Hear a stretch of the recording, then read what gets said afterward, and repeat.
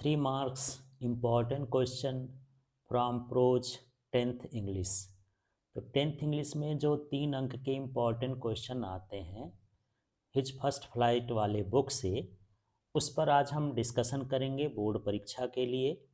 जो important question है, who और what did Lencho have faith in, what did he do. तो देखिए इसका आंसर, लेंचो का किस पर फेथ था और उसने क्या किया। Lencho had faith in God, he believed that God sees everything, even what is deep in one's conscience and help everyone in one's problems.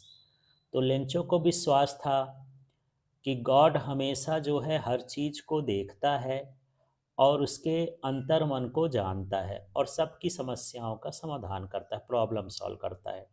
He wrote a letter to God demanding him 100 pesos to sow his field.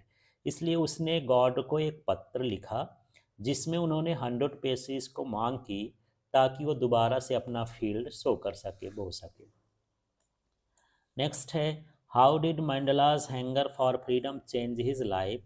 मंडलास hunger for freedom changed his life as it made him fighter against racial injustice and uncivil rights।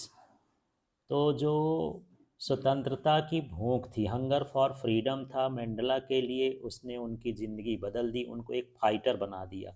किसका fighter? जो ये रंग भेद का अन्याय था, जो नागरिक के अधिकार थे, वो सारे अधिकारों के विरुद्ध उसको लड़ने के लिए मजबूर कर दिया। Mandela quickly understood as a young black man that he had to work for the liberation of the black race। और उन्होंने जल्दी समझ लिया कि हमको जो है, जो ब्लैक मैन हैं, काले लोग हैं, उनके लिए कुछ करना पड़ेगा, उनकी स्वतंत्रता के लिए और उनके अच्छाई के लिए।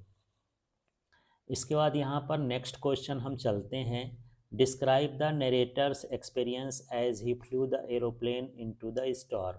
तो नरेटर ने अपना एरोप्लेन जब तूफान में उड़ाया तो उसका क्या एक्सपीरियंस था, इसके बारे में हमको बताना है। As narrator entered the storm, his plane started jumping and twisting। तो जैसे उन्होंने स्टॉर्म में एंटर किया, उसका जो प्लेन था वो जंप होने लगा, मुड़ने लगा, ट्विस्ट करने लगा। He could not see anything outside the plane as it was black. और उसको बाहर कुछ नहीं दिखाई दे रहा था प्लेन के, क्योंकि सारा कुछ ब्लैक था। When he looked at the compass and other instruments, they had stopped working। तो जैसे ही उसने कंपास और दूसरे इंस्ट्रूमेंट को देखा, सब ने काम करना बंद कर दिया था ड्यू टू स्टॉर्म के चलते। It was a terrible experience for him.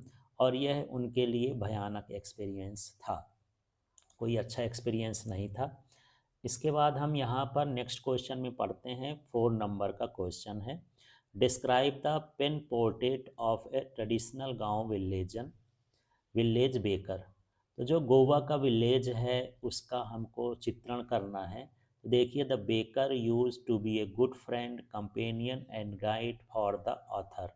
तो जो बेकर थे वो अच्छे दोस्त थे, साथी थे और अच्छे गाइड थे ऑथर के लिए। He would come twice a day, वो दिन में 2 बार आते थे।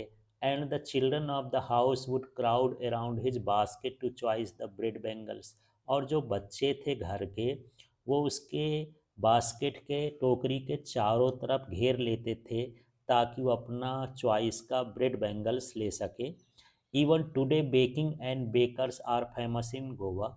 अभी भी जो है बेकिंग की जो प्रोसेस है और जो बेकर्स हैं वो गोवा में फेमस हैं। They still use the traditional furnaces to bake bread and cracks. और वो अभी भी जो है केक बेचने के लिए, ब्रेड बेचने के लिए जो परंपरागत फर्नेसेस होती हैं, भट्टियाँ होती हैं, उनका इस्तेमाल भी करते हैं। What did Wally find out about the bus journey? How did she find these details? तो जो वल्ली है वो बस जर्नी के बारे में कैसे डिटेल्स को फाइंड की। तो यहाँ पर देखिए, Valli found that the bus journey took 45 minutes to the town and the two way fare was 60 पैसे। तो जो वल्ली है उसको पता लगा कि जो बस है टाउन को पहुंचने के लिए 45 मिनट्स का टाइम लेती है और जो आने जाने का फेयर है, किराया है, वो 60 पैसे है। The town from her village was 6 miles away, और उसके गांव से जो टाउन था वो 6 मील दूर था। सी फाउंड दीज डिटेल्स, उसको ये डिटेल्स पता चली। To listening conversations of regular bus passengers, ये जो बस में आते जाते पैसेंजर हैं उनकी बातों को सुनती थी। And asking them a few discrete questions, और इससे जो है उन वो जो है इससे संबंधित क्वेश्चन को पूछती थी।